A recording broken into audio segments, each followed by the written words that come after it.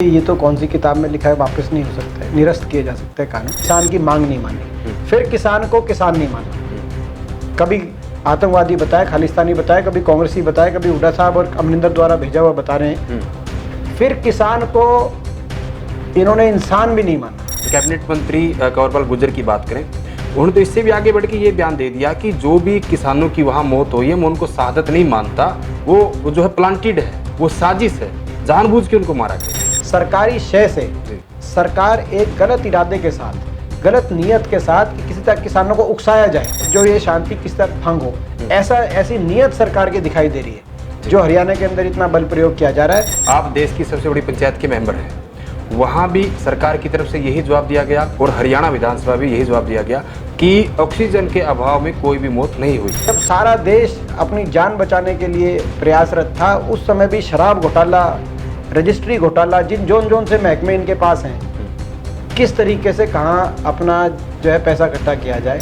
ये जो भी कानून है, इन्हीं कानूनों को कांग्रेस पहले लाना चाहती थी। ये सारा का सारा किया धरा कांग्रेस का है। वहीं जब कांग्रेस के नेताओं से, चाहे हम संसद की बात करें या हरियाणा विधानसभा की बात करें, कि जब पूछा जाता है कि इनमें कमी क्या है, तो कोई विपक्ष की तरफ से जवाब नहीं दिया जाता। भारत सरकार के नीति आयोग के अनुसार हरियाणा देश में तीसरे नंबर पे बेरोजगारी में है और बड़े प्रदेशों में नंबर 1 पे है। हरियाणा से ऊपर 2 ही है, अंडमान निकोबार और लक्षद्वीप, दोनों टापू हैं। कांग्रेस जो है वो कोरी झूठ बोल रही है, साफ झूठ बोल रही है। जबकि जो हमारी गठबंधन की सरकार है, अभी हाल ही में मुख्यमंत्री का वक्तव्य छपा है अखबार में, उन्होंने कहा कि हमारी सरकार का जो गठबंधन वो पति पत्नी जैसा है। दुष्यंत चौटाला जी को तो खैर हरियाणा ही सीरियस नहीं लेता, वो कहते क्या है करते क्या है, वोट लेते हैं बीजेपी को बाहर रखने की, सत्ता से बाहर, फिर उनके बीजेपी में सत्ता में घुस जाते हैं। मुख्यमंत्री जी को प्रमाण चाहिए कि ऑक्सीजन की कमी है।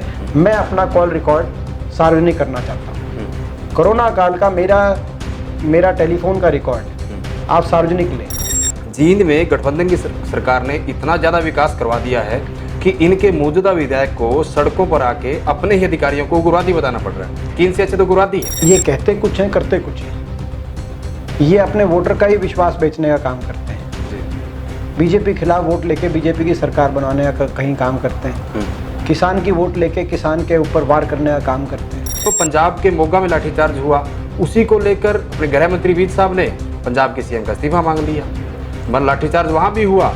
देखो फर्क, और करनाल का तो उदाहरण है इस बात के लिए, प्रमाणित है इस बात में कि कहीं ना कहीं सरकार की नियत किसान को ना सिर्फ अपमानित करने की, मगर किसान को उकसाने की, और हरियाणा की भूमि को एक प्रयोगशाला के रूप में उपयोग करने की, भाई कैसे किसान की आवाज को हम कुचल सकते हैं।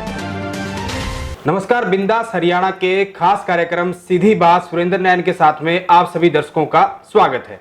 आज के हमारे खास मेहमान है राज्यसभा सांसद चौधरी दीपेंद्र सिंह हुड्डा जी। हुड्डा साहब, बहुत बहुत स्वागत है आपका। धन्यवाद सुरेंद्र। हुड्डा साहब, जिस प्रकार मुजफ्फरनगर में एक ऐतिहासिक किसान महापंचायत हुई और लगातार जो एक किसान मन से ऐलान किया गया कि फसल के दाम नहीं तो वोट नहीं, यानी कि वोट की चोट करने का ऐलान किसानों की तरफ से किया गया है। हालांकि 9 महीने से ज़्यादा का समय हो गया, वो अपनी मांग रख रहे थे, सरकार नहीं मान रही थी। क्या लगता है आपको, क्या इस तरीके का ऐलान और जो मुजफ्फरनगर की ऐतिहासिक जो पंचायत हुई है, कहीं ना कहीं सरकार को प्रभावित करेगी, असर जाएगा?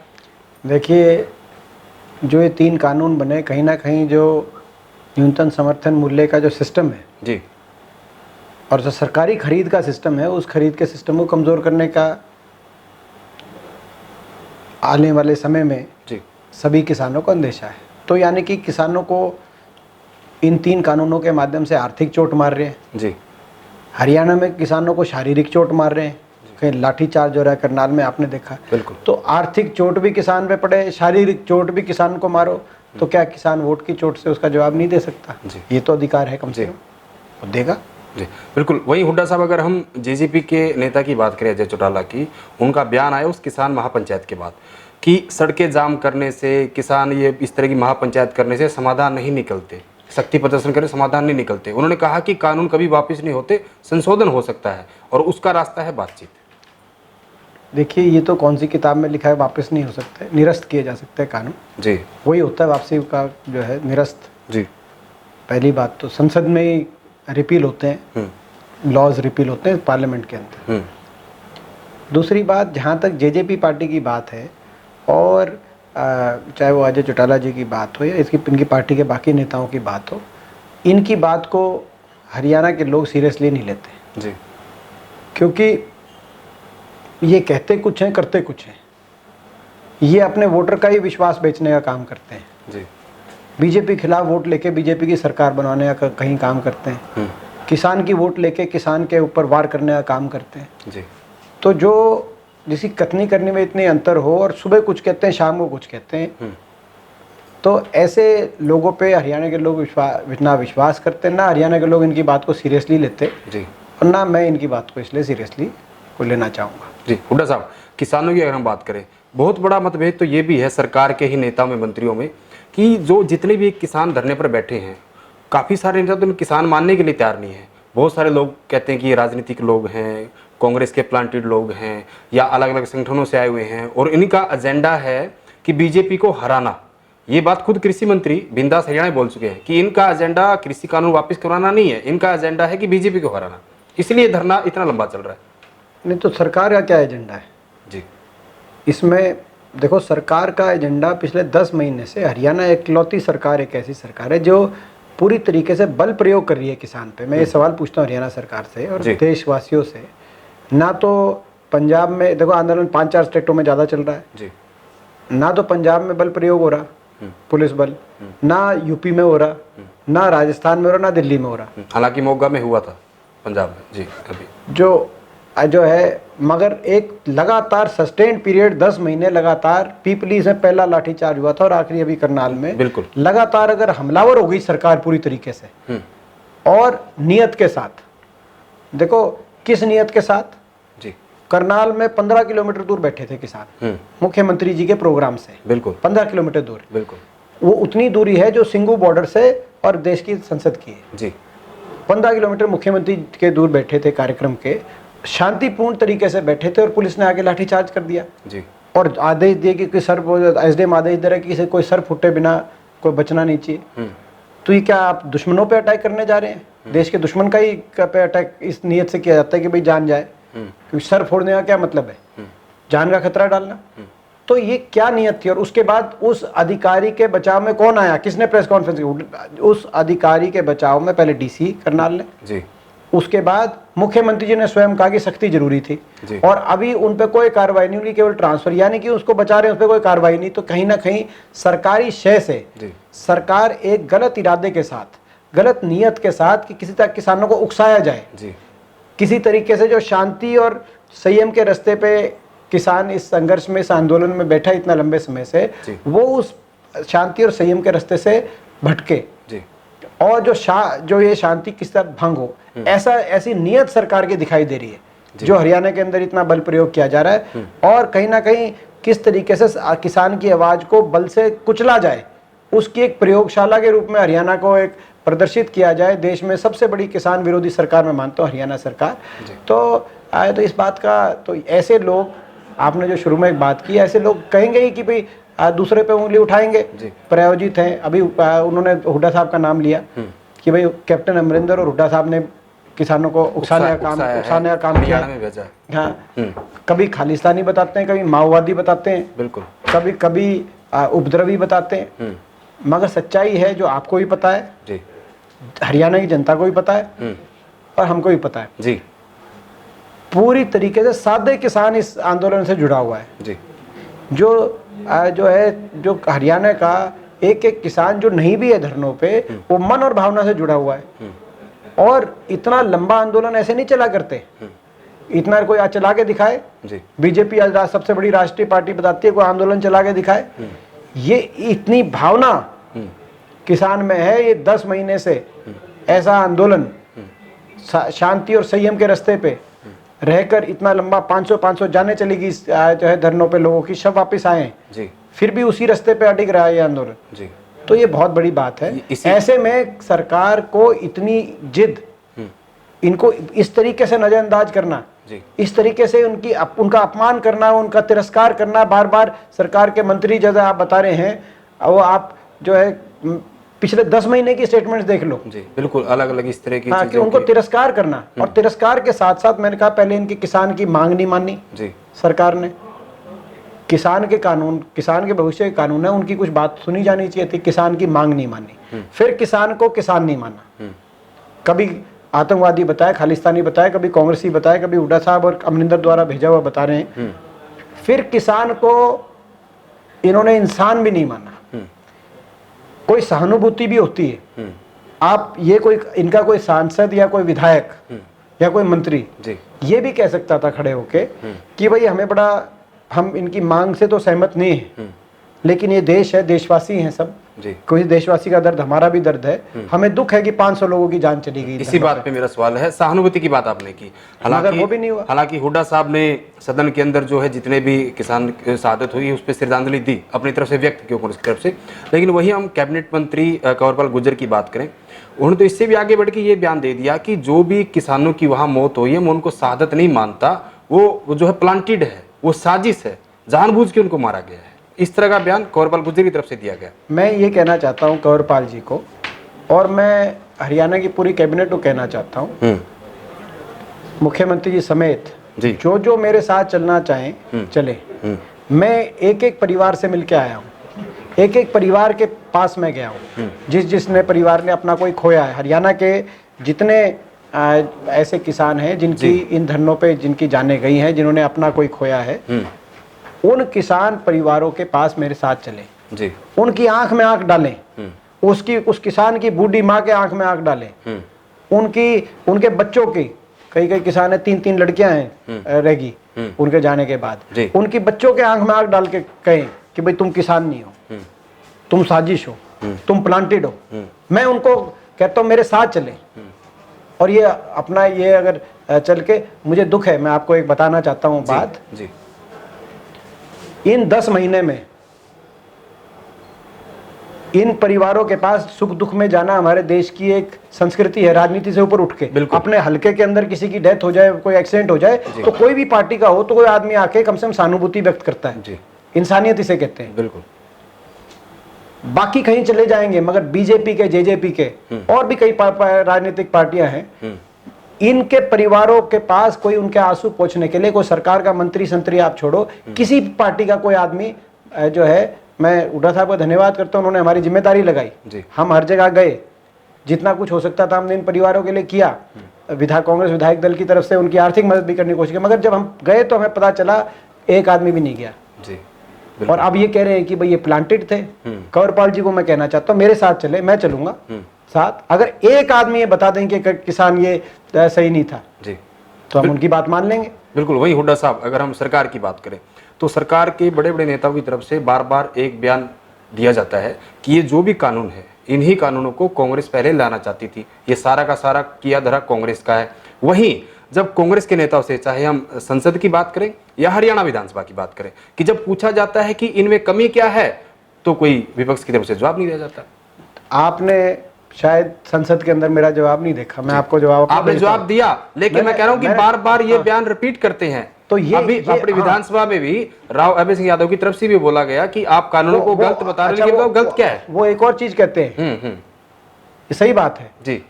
वो कहते हैं कि जी विपक्ष कोई बता नहीं रहा क्या गलत है, और वो एक और चीज कहते हैं संयुक्त किसान मोर्चा भी नहीं बता रहा, संगठन नहीं बता रहे अंदर आके, जबकि एक एक पॉइंट वार 11 बैठकों में शुरुआत में पॉइंट बाय पॉइंट ये बताया गया था भाई ये कमियां हैं इसमें, इस वजह से हम चाहते हैं वापस लो आप जी। मगर वो एक कान से सुन के दूसरा कान में निकाल देते हैं। इसी तरीके से संसद में प्रधानमंत्री जी की मौजूदगी में, गृह मंत्री जी की मौजूदगी में और कृषि मंत्री जी की मौजूदगी, मैंने खुल के एक एक बात रखी। मैंने कहा ये कमी है। और कांग्रेस की बात ये करते हैं कि कांग्रेस के समय इस तरह का प्रस्ताव था। कांग्रेस के समय जो प्रस्ताव था, एक मुख्यमंत्रियों का समूह था, वो भी मैंने संसद में पॉइंट बाय पॉइंट बताई।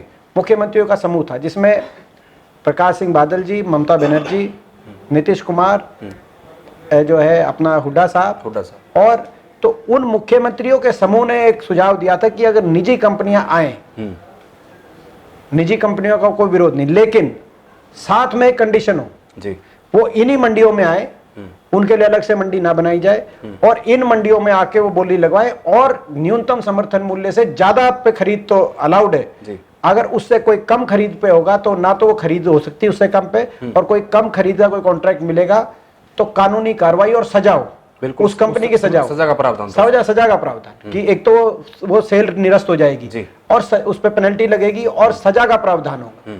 तो ये था सुझाव, ये लेके आए जी, ये सुझाव लेके आए। इन्होंने तो अब ये रख दिया कि मंडी भी अलग, उस मंडी पे कोई नियंत्रण नहीं, किसी भी न्यूनतम समर्थन मूल्य का कोई जो है उसमें बाध्यता नहीं, उससे कितने कम और कितने ज्यादा में हो किसान सकती के है। साथ कोई अन्याय होता है तो वो कहीं जा भी नहीं सकता। हाँ, और किसान के साथ अन्याय में वो एसडीएम के पास जा सकता है। जी,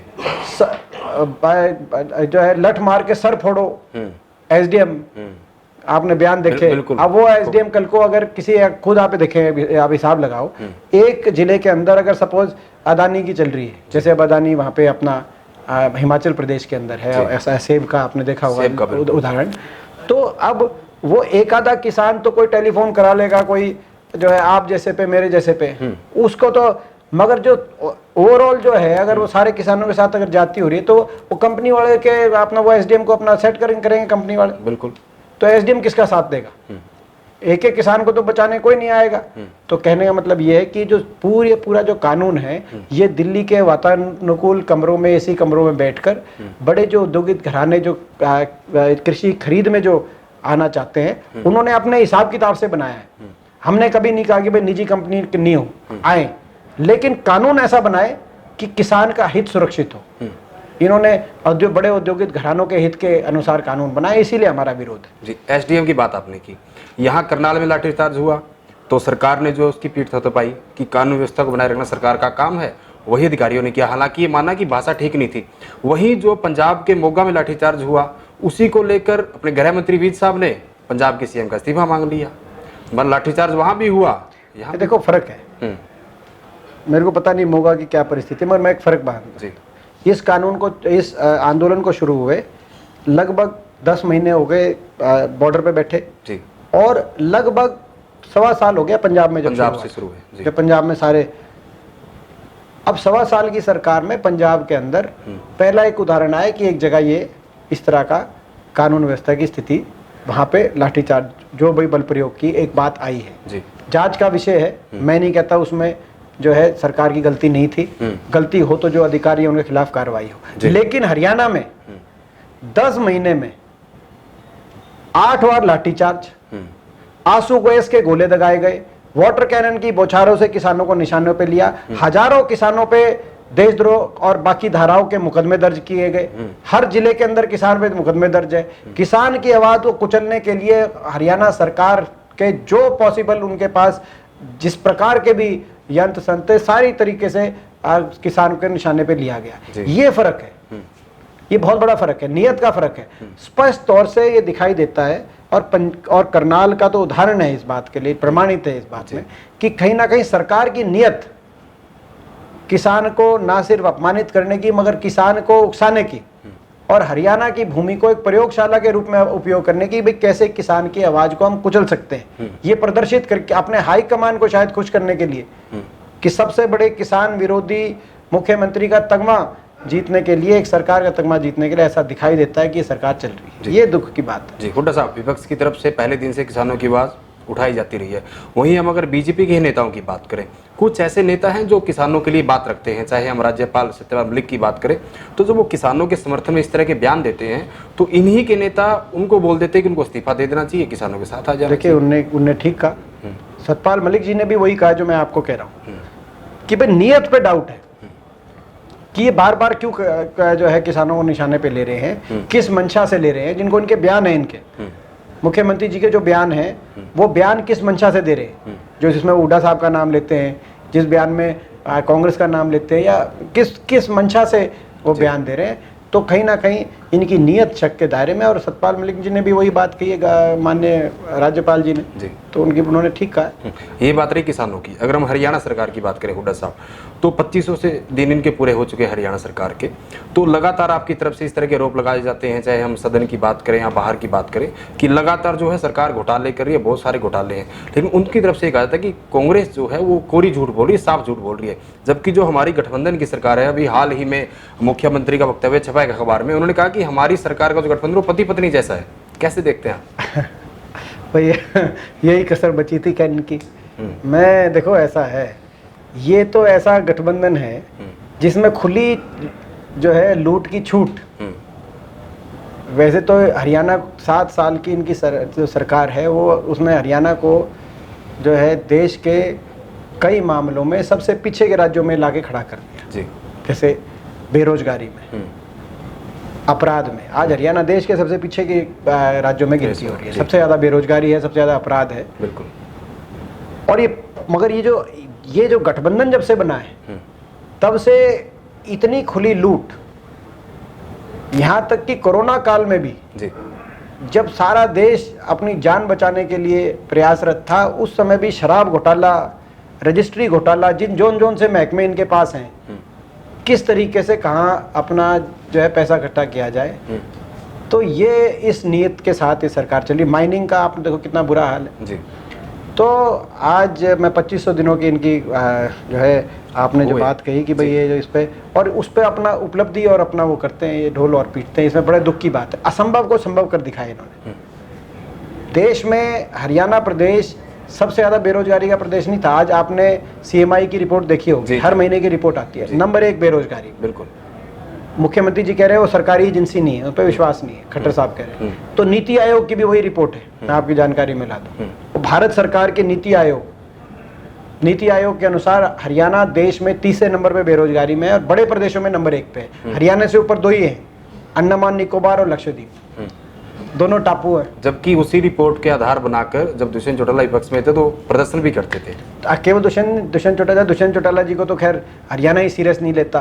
वो कहते क्या है, करते क्या है, वोट लेते हैं बीजेपी को बाहर रखने की, सत्ता से बाहर, फिर उनके बीजेपी में सत्ता में घुस जाते हैं। उनको तो खैर कोई सीरियस नहीं लेता। मगर प्रधानमंत्री जी भी उसी रिपोर्ट के आधार पर बीजेपी के लिए वोट मांगते हैं। अभी असम के इलेक्शन का उदाहरण है, गुवाहाटी में प्रधानमंत्री जी ने रैली में कहा CMI की रिपोर्ट के अनुसार असम जो है, असम की सरकार ने बेरोजगारी को रिकॉर्ड स्तर पे घटाने का काम किया है। तो क्या मोदी जी की बात से भी सहमत नहीं है खट्टर साहब? उसी रिपोर्ट में ये दिखा दिया गया है कि भाई हरियाणा देश में सबसे ज्यादा बेरोजगारी पे पहुंच चुका है। ये इनका उपलब्धि है। आज हरियाणा में निवेश नहीं हुआ 2500 दिनों में। सरकारी नौकरी के मामले में 28 बार पेपर लीक हो रहे हैं। ना सरकारी नौकरी, 2 ही बड़ी लिस्ट निकली थी। उन लिस्ट में भी ग्रुप डी में आपने देखा लगभग बहुत लोगों ने हजारों की संख्या में छोड़ दी या ग्रुप कहते स्पोर्ट्स कोटे वाली निरस्त हो गई। इलेक्शन से पहले एक वो लिस्ट निकली थी। तो ना तो सरकारी क्षेत्र में रोजगार मिल पाया, ना निवेश हुआ, ना निजी क्षेत्र के अंदर रोजगार मिला। हरियाणा के युवा को बेरोजगारी की गर्त में ये सरकार ने धकेल दिया। दूसरी तरफ अपराध में आज झारखंड के बाद हरियाणा नंबर 2 पे अपराध में, सबसे ज्यादा अपराध हरियाणा के अंदर। तो कुल मिला के विकास, खुशहाली और भाईचारे की पटरी पे हरियाणा को जो 2014 तक हरियाणा का नाम था नंबर 1 हरियाणा, देश में सबसे विकासशील प्रदेशों में हरियाणा की गिनती होती थी। योजनाबद्ध तरीके से हरियाणा आगे बढ़, तो उस पटरी से विकास, भाईचारे और खुशहाली की पटरी से उतारने का काम इस सरकार ने किया है। ये बड़ी दुर्भाग्य की बात है। आज हर हरियाणा वासी को चिंता होनी चाहिए कि ये कहाँ लेके जा रहे हैं हरियाणा। आने वाला समय का जो अगली पीढ़ी है उसका क्या भविष्य होगा अगर ये इसी तरीके की सरकार, इनको चिंता ही, मुझे लगता है कि इनको किसी बात की चिंता नहीं है, परवाह नहीं है। भगवान भरोसे प्रदेश चल रहा है। चिंता की बात आपने की, हमारी बातचीत में कोरोना का जिक्र है, आपने कोरोना का जिक्र किया। आप देश की सबसे बड़ी पंचायत के मेंबर हैं, वहाँ भी सरकार की तरफ से यही जवाब दिया गया और हरियाणा विधानसभा भी यही जवाब दिया गया कि ऑक्सीजन के अभाव में कोई भी मौत नहीं हुई। देखिए, ये मुख्यमंत्री जी का जो जवाब था बहुत दर्दनाक और दुखदायी था। ये मैं इसको कहूँगा कि ये झूठ तो था मगर अमानवीय झूठ था। और ये जो मुख्यमंत्री जी ने कहा, सारा हरियाणा जानता है, पूरा देश जानता है किस तरीके से ऑक्सीजन की कमी से लोगों की जानें गई हैं। आप जो है अभी हम जो पूर्व सांसद जो नारायण सिंह जी के घर गए, उनकी जो है उनकी वाइफ की डेथ हुई थी। उनके जो लड़के की उस समय डेथ हुई कोरोना के टाइम, उन्होंने कहा कि हम एफिडेविट देते हैं जी ऑक्सीजन की कमी की वजह से। मैं खैर, मगर इनको प्रमाण अगर चाहिए, मुख्यमंत्री जी को अगर प्रमाण चाहिए कि ऑक्सीजन की कमी है, मैं अपना कॉल रिकॉर्ड सार्वजनिक करना चाहता हूँ। कोरोना काल का मेरा टेलीफोन का रिकॉर्ड आप सार्वजनिक लें। 24 में से 22 घंटे टेलीफोन पे कोई ऑक्सीजन की कमी के कोई मैसेज मिलेंगे आपको जी। और सारे हरियाणा के अस्पतालों के जितने डायरेक्टर और अस्पताल के जो मालिक हैं, जो ओनर्स थे, उनके टेलीफोन मिलेंगे कि जी हमें ऑक्सीजन दिलवाओ। मेरी लगातार सारे डीसी से बात मिलेगी सारे डिप्टी कमिश्नर हर जिले के कि जी ऑक्सीजन दिलवाओ, वहाँ तक ऑक्सीजन पहुँचाओ, चाहे रोहतक मेडिकल कॉलेज हो, चाहे करनाल में कल्पना चावला मेडिकल, चाहे खानपुर मेडिकल कॉलेज हो, ESI फरीदाबाद हो, इनमें दाखिले बंद हो गए थे। नोटिफिकेशन लगा दिया था कि भाई ऑक्सीजन कम है, आप दाखिले नहीं। उस समय क्या ऑक्सीजन की जरूरत नहीं थी, लोगों पीक पे दाखिले बंद हो गए थे। और जो है आप कॉल रिकॉर्ड निकलवाओ मेरा, और सार्वजनिक करता हूं मैं कॉल रिकॉर्ड, कितने लोगों से बात हुई। और सारे डीसी क्या कहते थे मेरे को, हर जिले का डीसी, जिसमें आज हम जींद में बैठे हैं, जींद के डीसी की बात हो, सोनीपत के डीसी की बात, सारे एक जिले का क्या नाम लूं, क्या कहते थे कि जी हमने 10 MT मांगी ऑक्सीजन और हमें आ रही है हमारी 2 MT, आप बढ़वाओ। 100 MT मतलब 20%, 10% ऑक्सीजन मिल रही थी उस टाइम कोटा। और मुख्यमंत्री जी अब सदन में खड़े होकर कह रहे हैं कि ऑक्सीजन की कमी नहीं थी। आप कम से कम ऐसा अमानवीय झूठ आपको नहीं बोलना चाहिए। और मैं इसीलिए कह रहा हूँ, राजनीति नहीं करना चाहते हम कोरोना के मुद्दे पे, मगर आप जो है, और मैं आपको ये बताऊं, बीजेपी के कितने लोगों ने उस समय टेलीफोन करके हमसे मदद मांगी कि जी कहीं हो सकती है ऑक्सीजन दिलवाओ। मैं एक का नाम नहीं लेना चाहता, मगर सार्वजनिक रिकॉर्ड है, कहीं तो अपना सोशल मीडिया के माध्यम से मांगते थे, और सबकी मदद करनी, क्योंकि ये एक राजनीति के विषय नहीं होते। मगर मुख्यमंत्री जी को झूठ नहीं, सच स्वीकारना चाहिए, ताकि कम से कम तीसरी लहर अगर आती है तो दोबारा से वैसे हालात ना बने। इसीलिए बराए मेहरबानी आप केवल झूठे ढोल ना पीटे, वो आपकी आदत है, हमको पता है, मगर इस विषय पे झूठे ढोल ना पीटे और इसको सीरियसली लेकर आप आगे की तैयारी करें। जी, अंतिम सवाल, जींद का दौरा आपने किया, जींद में गठबंधन की सरकार जिसने पहले भी वादे किए थे कि इसको राजधानी बना देंगे, चंडीगढ़ जैसा बना देंगे, तो आपने जींद का दौरा किया, सारे कुछ हालात देखोगे। जींद में गठबंधन की सरकार ने इतना ज़्यादा विकास करवा दिया है कि इनके मौजूदा विधायक को सड़कों पर आके अपने ही अधिकारियों को उग्रवादी बताना पड़ रहा है कि इनसे अच्छे तो उग्रवादी हैं। देखिए, इनके विधायक मिड्डा साहब ने पिछले साल भी यही कहा था, जब जींद में कहते हैं विकास की गंगा नहीं, जी जींद में जो है पानी की गंगा और जमुना बह रही थी, तो उस समय भी इन्होंने आके मिड्डा साहब ने ये कहना पड़ा था कि भाई मेरी चल नहीं रही, अधिकारी मान नहीं रहे। अब दोबारा कह रहे, देखो जींद की जनता ने विश्वास करके उपचुनाव जिताया था यहाँ, और उस समय सरकार ने कहा था ये उपचुनाव जिता, और उसी की वजह से इनकी सरकार बनी दोबारा, जब उपचुनाव हुआ था 2019 जनवरी में। मगर उसके बाद आप देखो क्या हुआ पिछले 2.5 साल के अंदर, इन 2.5 पौने 3 साल हो गए उस बात को, जींद के अंदर विकास नाम की कोई एक नई चीज़ बता दे जी। और जो पुराने जो हमारे सरकार के समय जींद में मील के पत्थर वाले विकास के कई ऐसे महत्वपूर्ण प्रोजेक्ट थे, उन प्रोजेक्ट्स पे भी पूरा काम बता दे। आप देखें, ये जो नेशनल हाईवे था, जो बड़ी मेहनत से मैंने मंजूर कराया था, रोहतक जींद पंजाब बॉर्डर, इसमें बड़ी मुश्किलों से मैं जो है 2012 में इसका फाउंडेशन स्टोन रखा गया था जींद अनाज मंडी में। उसके बाद जींद से पंजाब बॉर्डर तो कंप्लीट हो गया स्ट्रेच, मगर अभी रोहतक से जींद का जो पेंडिंग, अब 9 साल के बाद, ये 2016 तक कंप्लीट होना था, 9 साल हो जाएंगे अब, 9 साल के बाद ही वो प्रोजेक्ट पेंडिंग है। आप ये स्टेडियम देखें जींद में, ये स्टेडियम कहते हैं स्टेट लेवल के, और जो है जिसमें नेशनल स्पोर्ट्स का भी कैपेबिलिटी है, उस लेवल का हुड्डा स्टेडियम बना के, और खेल अलग अलग स्पोर्ट्स डिपार्टमेंट को टेक ओवर करके, और वहाँ पे आज तक टेक ओवर स्पोर्ट्स महकमा को नहीं दिया गया। आप जींद की यूनिवर्सिटी का हाल देखें, जींद की यूनिवर्सिटी में जो चौधरी रणबीर सिंह यूनिवर्सिटी हुड्डा साहब ने जो है ये उसी 2012 में ही स्टेडियम का भी फाउंडेशन स्टोन रखा गया था हुड्डा साहब द्वारा, और जींद की यूनिवर्सिटी का भी उसी दिन रखा गया था फाउंडेशन स्टोन। तो चौधरी रणबीर सिंह यूनिवर्सिटी जो है जींद की, आज उसमें ना कहते हैं वाइस चांसलर है, ना रजिस्ट्रार है, आधे फैकल्टी के पोस्ट खाली पड़े, और इस यूनिवर्सिटी को एक्सपेंड होना था, मगर ना यूनिवर्सिटी को एक्सपेंड किया गया। तो कहने का मतलब, ये तो मैं प्रोजेक्ट्स की बात बता रहा हूँ, आप सड़कों की, गलियों की, मोहल्लों के अगर हाल देखें तो और भी बद से बदतर। गांव में विकास आप पिछले देखें तो, जहाँ तक जींद की बात है, जींद के बारे में कहा तो गया था, लेकिन ऐसा लगता है कि कुछ ना कुछ जो है एक बदले की भावना से कहीं ना कहीं, क्योंकि जो है उन्होंने गठबंधन के एक उम्मीदवार ने जींद से, शायद जब लोकसभा चुनाव था सोनीपत का, तो जींद के अंदर उनको अच्छा प्रदर्शन नहीं हुआ उनका, तो शायद वो दुर्भावना हो, क्या वो तो भगवान जाने, मगर जींद के साथ एक बदले की भावना से ये ऐसा लगता है कार्रवाई कर रहे हैं। जी बिल्कुल। तो ये थे राज्यसभा सांसद चौधरी दीपेंद्र सिंह हुड्डा। इस बातचीत में इतना ही, अगली बार किसी और शख्स से आपकी कराएंगे मुलाकात, तब तक के लिए नमस्कार।